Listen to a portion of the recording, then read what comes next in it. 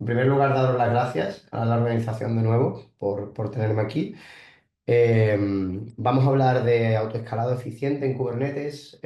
Vamos a centrarnos en arquitecturas orientadas a eventos. Esta va a ser una charla bastante técnica, pero bueno, hay una sección de preguntas y respuestas al final. Y también si queréis podéis ir dejando las dudas en el chat. Pido perdón porque tengo un poco de catarro, entonces espero que se oiga bien y que no tenga que toser mucho.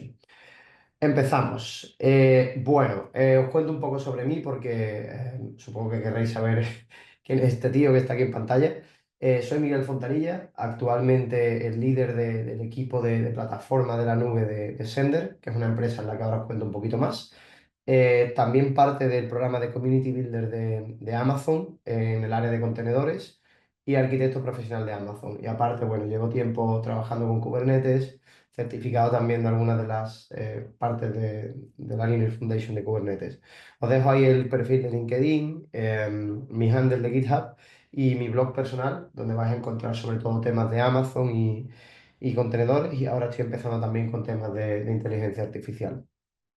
Entonces, os cuento ligeramente sobre la empresa para daros contexto. La empresa en la que yo trabajo es un operador logístico digital, básicamente como Uber, pero con camiones.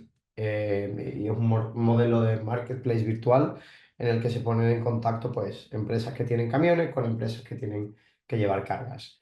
Y bueno, todo esto al fin y al cabo con el punto de vista de maximizar la eficiencia de la red de transporte y un poco reducir la huella de carbono de la logística europea. Esto es para que hagáis una idea. El programa o el índice que vamos a seguir es este. Una introducción un poco por daros contexto de nuestra, digamos, cómo nuestro software funcionaba y escalaba y demás.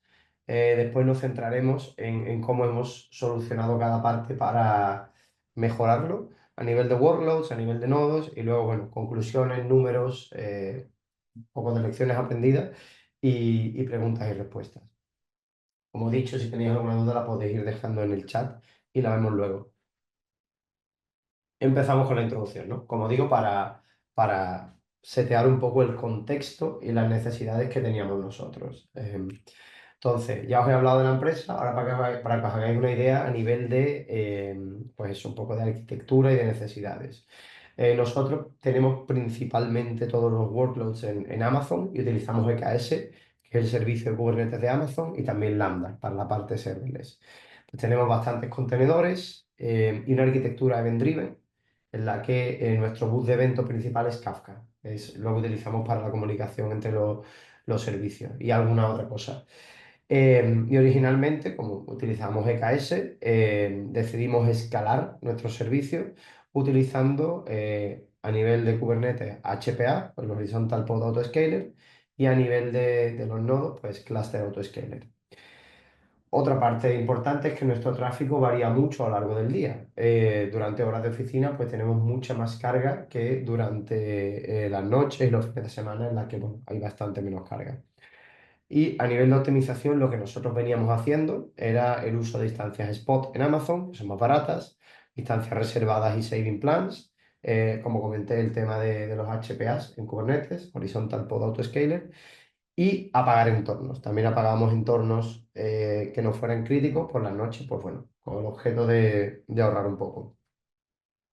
Antes de seguir, una idea más, aunque ya lo habéis visto en el índice, por dejarlo claro, cuando hablamos del escalado en Kubernetes, tenemos dos secciones muy diferenciadas. La parte del escalado de los workloads o los objetos de Kubernetes que están en el clúster y por otra parte, la parte del escalado de los nodos, los nodos que hacen el clúster o que son parte del clúster. Pero estas dos están muy relacionadas porque al final, cuanto más pods tengamos, más nodos tendremos y cuanto también más grandes sean los pods, pues mayor necesidades tendrán o necesitaremos nodos con más capacidad. Entonces, al final, el uno influye en el otro, que es importante que lo tengamos en mente. Bueno, un poco por mencionar las limitaciones que nosotros encontramos con este setup que comenté de Cluster Autoscaler y los HPA. Con Cluster Autoscaler, cuando tenemos entornos con instancias híbridas, esto es spot y no spot juntas, la gestión se complica bastante. Además, cuando utilizamos Cluster Autoscaler, no es topología aware por defecto. En cuanto a HPA, bueno, los problemas principales que teníamos es que esto, como veremos en un momento, no está muy, digamos, orientado para arquitecturas event-driven y que tampoco puedes escalar a cero o desde cero, lo cual a nivel de costes, si hay algo que no estás utilizando, también era problemático, ¿no? Pues con estas limitaciones en mente, nos ponemos a buscar soluciones, ¿no? Tanto a nivel de workloads como a nivel de nodos. A nivel de workloads, como veréis, nosotros vamos a meter queda y ahora elaboro un poco más en esta parte. Por repasar conceptos, como he dicho, como la charla es un poco técnica, voy a brevemente desgranar los tipos de escalado de workloads que tenemos en Kubernetes, por si alguien no los conoce. Y bueno, y si hay más dudas ya las resolvemos al final. Hay dos tipos de escalado de workloads. El escalado vertical dentro de Kubernetes, que consiste en incrementar el tamaño de los recursos asignados bueno, a un pod, en este caso en Kubernetes. Y bueno, no viene por defecto, necesita un add-on que es el Vertical Pod Autoscaler y por defecto utiliza métricas que vienen del Metric Server, que es otro add-on. Lo más importante de aquí es que tiene una serie de problemas que hasta la última versión de Kubernetes que se lanzó, la 1.33, hasta esa, cada vez que modificabas el tamaño de un pod necesitaba hacer un restart, recrearlo y además no coordina bien con el HPA. Porque si los dos leen del metric server se pueden dar condiciones de carrera en el que se pelean uno por añadir más réplicas y otro por hacerlo más grande. Entonces no se suelen utilizar juntos y de hecho este no se suele utilizar tanto. Hay alternativas que os dejo ahí por si os interesa, pero tampoco voy a entrar mucho en ello. Aquí tenemos la otra parte, el escalador horizontal, que es el que utilizamos nosotros. Este, si viene por defecto con Kubernetes, es un recurso más, no hace falta instalar nada, y por defecto utiliza el metric server, aunque también puede utilizar métricas externas, que aquí es donde va a entrar la parte de queda. ¿Cómo funciona el HPA? Pues modifica el número de réplicas de los deployments y de los stateful set y es ideal para, bueno, pues para absorber picos de tráfico y de capacidad, especialmente en aplicaciones stateless. Como comenté anteriormente, tiene una serie de limitaciones que encontramos nosotros.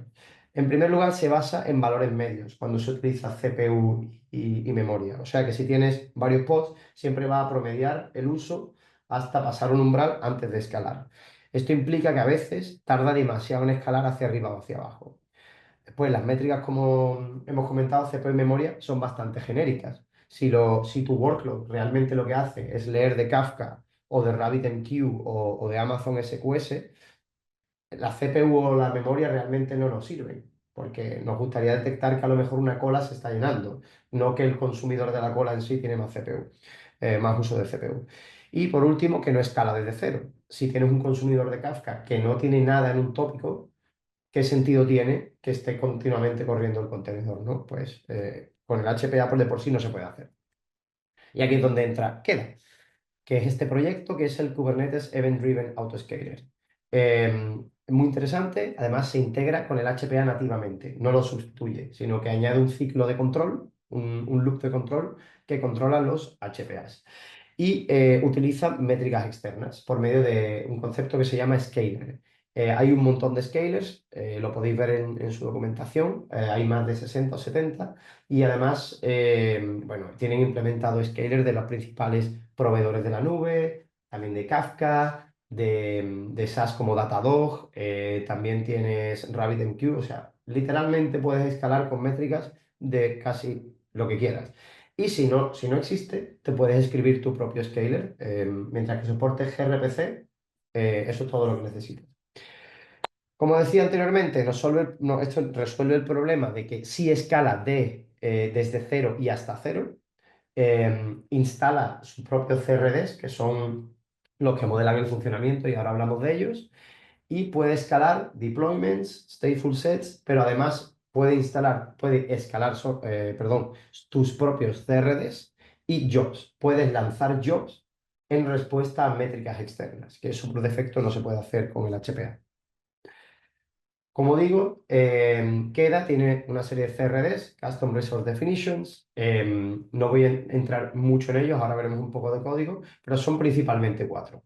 Como decíamos, están los scalers, que son las fuentes de métricas, que te puedes escribir tus propios scalers o utilizar los que te da Queda. Tenemos también el Trigger Authentication, que lo que contienen son las credenciales que utilizamos para conectarnos a esos scalers y que realmente van a depender de la tecnología del scaler. No es lo mismo conectarse a un clúster de Kafka que a RabbitMQ, que a, no sé, que a un bus de Kinesis de Amazon, con lo cual el Trigger Authentication depende del scaler. Y por último están Scale Objects y Scale Jobs. Los Scale Objects definen cómo escalar la aplicación a través de un HPA y tienen, como ahora veremos, una configuración genérica común a todos los Scale Objects y una configuración por Scaler, que depende de eso, de la fuente de métricas. Y por último, los Scale Jobs, que es un objeto que lo que hace es lanzar un job cuando se cumplen unas condiciones en base a una fuente de métricas. Entonces, con esto en mente, os enseño cómo se ve en código. Eh, Aquí a la izquierda tenemos un scale object de Queda, que en este caso se basa en un consumer group de Kafka, ¿vale? Como podéis ver ahí, bueno, hay valores evidentemente que he quitado, pues no voy a poner los endpoints que utilizamos nosotros, pero se puede apuntar a un tópico, definir el lag threshold, el máximo lag que podemos tolerar, y a partir de ahí empezará a escalar hacia arriba nuestro consumidor. Pues muy útil, por ejemplo, si se te llena un tópico y tienes un consumer que tiene que ir escalando para consumir todos los mensajes del tópico. Y a la derecha, un caso similar, pero con SQS. Como podéis ver, debajo de triggers es donde se especifica la parte específica de cada trigger, o de cada scaler. Pues en este caso hay que decir la región de Amazon, el endpoint de la cola y demás. Y arriba tenemos la configuración genérica. Cooldown period, máximas réplicas, mínimas réplicas, el polling interval, o sea, sé cada cuánto verificamos la métrica para escalar, y todo eso es configurable en función de la naturaleza de nuestro workload. Y por último, por enseñaros aquí, bueno, esto es una captura de producción de un Scale Object, de un HPA de un Scale Object, en el que podéis ver también cómo se pueden combinar varios scalers. Aquí tenemos, por una parte, un scaler de Kafka, que se basa en un lag threshold, combinado también con un scaler de CPU, porque Queda también puede utilizar metric server. Entonces podemos combinar múltiples métricas, que no solo sea Kafka, sino que sea el lag de un tópico con el uso promedio de CPU. Y te da para hacer pues, escalados bastante más granulares e inteligentes, si- comparado con solo la CPU o la memoria. A nivel de arquitectura, como referencia, pues Queda, como comenté anteriormente, actúa sobre los HPAs que hay en el clúster y por medio de esos proveedores de autenticación se conecta con los scalers o fuentes de métricas, ¿no? En el caso de Kafka, pues lo que se despliega es un secreto en el clúster con bueno, los endpoints, contraseñas y demás. Y en el caso de SQS, como es un servicio de Amazon, si lo corréis en EKS, se pueden utilizar los pod identities o los roles para Service Accounts, que son nativos de Amazon, ¿no? Entonces, bueno, queda bastante bien integrado y de esta forma es como quedaría, digamos, nuestro entorno productivo. También utilizamos un tercer scaler que no está aquí, que es Datadog, porque algunas custom metrics nuestras van a Datadog, pues igualmente podemos utilizarlas para que queda orqueste el escalado de los pods. Vale, esto sería toda la parte relativa a los workloads, ¿no? Lo que pasa, digamos, dentro del clúster. Ahora queda la parte de los nodos, que sería el segundo problema que teníamos. Y aquí es donde introducimos Carpenter. En primer lugar, el concepto de escalar nodos. Sencillamente es añadir o eliminar nodos de un clúster. Y por defecto Kubernetes, como para muchas otras cosas, no trae un controlador por defecto que lo haga. Tradicionalmente se utilizaba Cluster Autoscaler y desde hace unos años el que ha ganado mucha atracción es Carpenter. Em, Cuando hablamos de KS, en el caso específico de KS, El Cluster Autoscaler tiene una necesidad que es que deben existir los Autoscaling Groups, que son grupos de nodos de autoescalado, porque si no existen no puede funcionar. Y bueno, cuando utilizamos EKS se pueden tener diferentes tipos digamos, de purchase options. On demand, spot que son más baratas porque son capacidad sobrante e instancias reservadas que bueno, se pagan un precio descontado porque se reservan por periodos de tiempo muy largos. Entonces, centrándonos primero en Cluster Autoscaler y los problemas que nos daba a nosotros. Bueno, es compatible con múltiples cloud providers, Amazon, Azure, Google Cloud y demás, incluso on-premise. Tiene un algoritmo bastante sencillito, lo cual también lo hace bastante inflexible y no tan eficiente.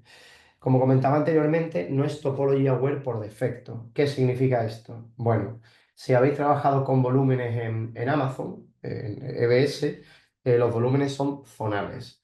Entonces, es muy importante, si utilizas estos volúmenes en Kubernetes, que los workloads caigan en las mismas zonas, o sea, en los mismos data centers donde están esos volúmenes. Por defecto, Cluster Autoscaler no es capaz de saberlo, no tiene visibilidad sobre ello. Hay que añadir un extra de configuración y segmentar los grupos y etiquetarlos correctamente para que esto funcione. Aparte, y como he dicho anteriormente, como el algoritmo es bastante sencillo, la utilización de las instancias no es la mejor del mundo. Un poco ineficiente y suele haber sobreescalado. Y cuando hablamos de entornos híbridos, como introduje anteriormente, no es fácil la gestión, porque si queremos mezclar spot y on demand, o incluso diferentes tipos de instancias, porque podemos tener workloads con requisitos diferentes. Algunas workloads pueden requerir máquinas con más memoria, otras máquinas con GPU, otras con más CPU, pues hace la gestión un poco completa. ¿Por qué? Porque como si recordáis, Cluster Autoscaler siempre necesita que existan los autoscaling groups, porque lo que hace es cambiar el tamaño de los autoscaling groups. Entonces, ¿se puede lograr entornos híbridos? Sí, pero requiere segmentación. Como se ve en la imagen de la derecha, tienes que generar diferentes autoscaling groups. Uno para instancias spot de tipo M, otro para instancias spot de tipo T, otro para instancias on demand, con lo cual se puede, pero la lógica es más compleja y a nivel de configuración también se hace más complejo. Entonces, bueno, era por recapitular los problemas que encontramos nosotros. Con esto en mente, empezamos a probar Carpenter, que bueno, está desarrollado por Amazon, por AWS, pero a día de hoy ya es compatible, por ejemplo, con AKS, si no me equivoco, y no sé si a día de hoy funciona con GCP. Carpenter se despliega en el clúster como un add-on más y utiliza sus propios CRDs. Ahora los veremos, igual que hemos visto los de Queda. Y lo más interesante es que no se necesita un auto-scaling groups. Se acaba el requisito de los auto-scaling groups porque utiliza una API diferente. Utiliza la API de EC2 Fleet directamente y se acaban problemas de topología e introduce bastante más flexibilidad. Em, Carpenter utiliza los requests de los pods para eh, organizar los nodos y calcular la capacidad. Y un escalado bastante eficiente y proactivo, porque también simula posibles escenarios en función bueno, en función de los requisitos que le demos. Y introduce dos ideas muy buenas. La consolidación, que básicamente es capaz de darse cuenta si hay múltiples nodos corriendo pocas workloads, si es más barato poner todas esas workloads en un solo nodo, como veis en la imagen de abajo a la derecha, pues si lo tenemos configurado así, creará un nodo grande, pondrá todos los pods ahí y eliminará los demás nodos. Entonces, puede utilizar consolidación para buscar puntos, digamos un equilibrio o puntos en los que cueste menos correr las mismas workloads. Y aparte, tiene los conceptos de disrupción y budgets que los veremos en un momento. Eh, lo que más me gusta a mí, que es muy flexible y granular, permite arquitecturas híbridas y el empleo de selectores, que es una filosofía muy de Kubernetes, y simplifica mucho la gestión de todas estas arquitecturas híbridas, como veremos. Y sobre todo que es rápido, es bastante rápido porque llama directamente a la API de Fleet. Como hice anteriormente, os comento los CRDs o los conceptos principales de Carpenter. Están los node pools, que son las configuraciones globales de las instancias, la parte más genérica. Aquí, bueno, pues va tipo de capacidad, AZ, arquitectura y los Node Class, que es configuración más específica de la instancia, las AMI, los volúmenes, etcétera. Y por último, tenemos los Node Claims, que son CRD que representan un nodo provisionado y los utiliza Carpenter para saber lo que hay. Bueno, por enseñaros cómo se ve esto. Aquí en Carpenter podéis ver en la parte izquierda un node pool que utiliza los selectores de Kubernetes. Muy interesante aquí el tema de que, bueno, le digo on demand y spot, entonces él siempre va a elegir spot y si no hay spot on demand, o sea, con un solo selector él se encarga de todo. Le digo que quiero instancias CMIR y con CPUs 4, 8 y 16. Y se acabó. No tengo que pensar nada más. No tengo que segmentar, no tengo que crear lógica. Ya Carpenter se encarga de hacerlo todo y de buscar la opción más barata. Y bueno, a la derecha, pues veis configuración que es el Node Class, que en este caso, pues un poco más de bajo nivel, ¿no? Sus redes, volúmenes a utilizar y demás. Pero si os lleváis una idea, es que con una definición de estas, abarcamos un montón de tipos de instancias y le damos flexibilidad para elegir. Y aparte, lo que quería mencionar, el tema de disruption, como Carpenter pues puede consolidar, quitar nodos, poner nodos, corremos el riesgo de que, bueno, de que haya demasiado movimiento. Pues aquí es donde entran los disruption budgets, que, bueno, aquí en este caso pues le decimos que durante las horas de oficina no nos cambie más del 25% de los nodos y fuera de horas que puede cambiar la mitad, que no consolide los nodos hasta que no hayan pasado 10 minutos desde que se crean, que solo consolide si los nodos están vacíos o infrautilizados, ¿no? Pues básicamente la flexibilidad que ofrece, ¿vale? A nivel de arquitectura, como no voy muy bien de tiempo, lo único que quiero comentar aquí es que es muy importante tener en cuenta que Carpenter nunca debe correr en nodos gestionados por Carpenter. Básicamente porque es el clásico problema del huevo y la gallina. Porque si hay un fallo en Carpenter y Carpenter no corre, hay problema. Entonces nosotros lo que hacemos, generamos un node group, básicamente, en el que tenemos todos los elementos críticos del sistema, entre los que están Carpenter, y ese node group lo gestiona Cluster Autoscaler. Y así no nos hemos, digamos que no hemos quitado completamente Cluster Autoscaler porque él se encarga de controlar los nodos del sistema.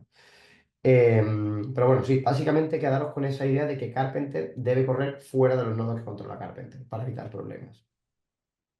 Entonces, con todo esto en mente, os doy una serie de números y conclusiones de toda, digamos, esta aventura de introducir que de Carpenter.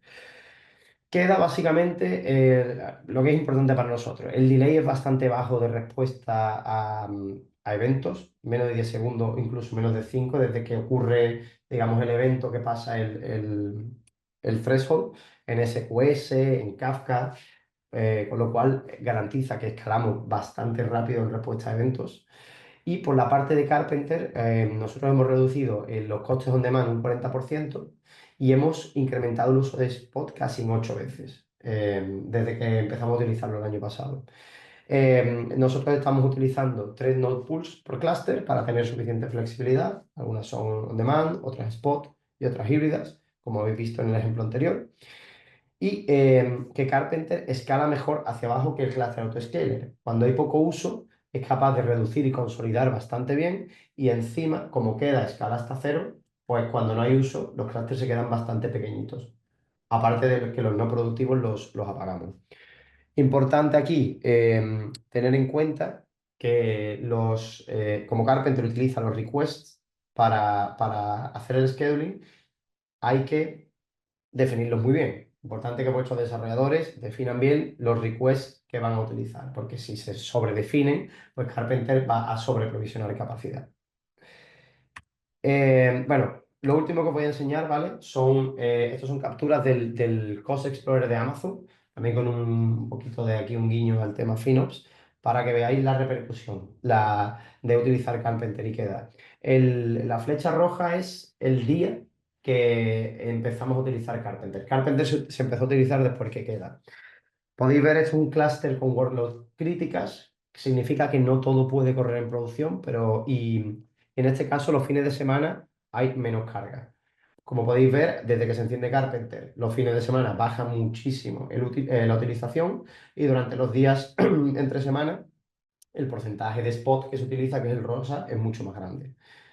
Ahora, un clúster no crítico, por ejemplo, un entorno de desarrollo, durante los fines de semana se va completamente a cero. Ahí veis que está a cero. Y la mayoría de la utilización es en Spot, desde que metemos Carpenter con Spot. Y esto, por último, es un clúster de CI/CD en el que, bueno, no podemos permitirnos meter Spot porque, bueno, si se paran los jobs y tal, pues se pueden quedar en estado inconsistentes. Pero desde que se mete Carpenter, la utilización, el coste básicamente, se reduce y durante los fines de semana también, pues, escala bastante mejor hacia abajo. Y en algunos fines de semana es cero y en otros pues, un poquito más, porque habrá algo corriendo. Bueno, para no pasarme de tiempo, concluyendo. Queríamos ejecutar la cantidad adecuada de workloads en el momento adecuado y con esta solución lo conseguimos. A nivel de workloads tenemos HPAs con queda en función de las métricas externas porque tenemos un sistema orientado a eventos y a nivel de nodos tenemos Cluster Autoscaler para los nodos del sistema y Carpenter para el resto de nodos. Em, pues el tema de ahorro de costes queda a escala a cero y hasta cero, lo cual es muy útil para aplicaciones event-driven. Y Carpenter nos ayuda con tema de spot first, diversidad de instancias de una forma muy sencilla, con entornos híbridos, introduce los disruption budgets para mantener el control. Y repito una vez más, muy importante, que los requests estén bien seteados para que todo esto funcione bien. Y bueno, esto es como está la arquitectura, como queda finalmente, pero vamos, no tiene mucha más relevancia. Y con esto yo termino y paso el micro a Damián. No sé si hay preguntas, porque también vamos corto de tiempo. Justo llegó uno, fíjate. A veces explora la combinación de dos CSPA, AWS plus Azure. De dos. ¿Las puedes ver? Me he perdido. Espérate. La configuración de dos cloud providers con Carpenter. No sé qué. Sí, ¿habéis explorado la combinación de dos cloud providers, AWS Azure o Claro. AWS GCP? Es que en este caso realmente tienes que instalar un Carpenter en cada uno de ellos, porque son proveedores diferentes, el de Azure y el de Amazon. O sea, son Carpenter, pero funcionan con proveedores diferentes. Ujú. No puedes gobernar con un solo Carpenter, básicamente. Eso es. Y luego ha entrado otra por el preguntas y respuestas. ¿Algún inconveniente que hayas encontrado utilizando Keda y Carpenter en lugar de el HPA y el Cluster Autoscaler? Inconvenientes son, como digo, el más importante, los requests, los resource requests tienen que setearse con cabeza, porque si no, Carpenter va a sobreescalar, porque es lo que utiliza como fuente de verdad. Si tú le dices que tu contenedor va a utilizar un core y utiliza 100 milis, Carpenter mira los requests, entonces va a hacer espacio en los nodos y va a hacer las simulaciones para un core. Entonces es muy importante utilizarlo bien. Y otra también que con queda, es importante setear el máximo número de réplicas al que quieres escalar. Porque, me refiero, si tienes un lag threshold muy alto o una cola se llena mucho y le metes, no sé, 100 o 150 réplicas, que nos ha pasado, hombre, al final el coste sube. Lo procesas muy rápido, pero bueno, yo diría que son las cosillas así más relevantes. Pero una vez que lo tienes funcionando, la verdad que va bastante bien. Genial. Pues nada, Y muchas hay gracias. otra pregunta, si trabajaste Ah, sí. con Cast AI para comparar con Carpenter. Sí, trabajé con ellos. De hecho, hicimos en esta empresa, cuando estaban ellos empezando, hicimos el prototipo. Lo que pasa es que no me gusta la parte de ceder el plano de control de autoescalado. Sí me gusta la parte del resizing de los requests. Lo que ya hay varias otras compañías que también lo ofrecen, pero ceder el control de autoescalado, la forma en la que lo hacían no me parecía especialmente transparente. Seguramente haya evolucionado. Esto fue hace un año y pico, pero la verdad es que Carpenter funciona suficientemente bien y es suficientemente flexible como para tener que delegar el autoescalado. Si tienes un equipo de plataforma con experiencia, eh, yo usaría Carpenter. Quizá para el tema de autoescalado de request, que eso sí lo hace Cast.ai, sea interesante. Pero con Carpenter vamos bien. Bueno, te dijo que sigue igual. Bueno, la verdad que, Miguel, muchas gracias, fue muy interesante, muy bien estructurado. Kubernetes y Carpenter siempre van juntos, la verdad que y también con los ejemplos que nos diste. Siempre contento de estar con nosotros, que estés acá con nosotros. Y bueno, nos vemos pronto y acordate, te invitamos al podcast. Bueno, Hablamos hasta pronto. luego.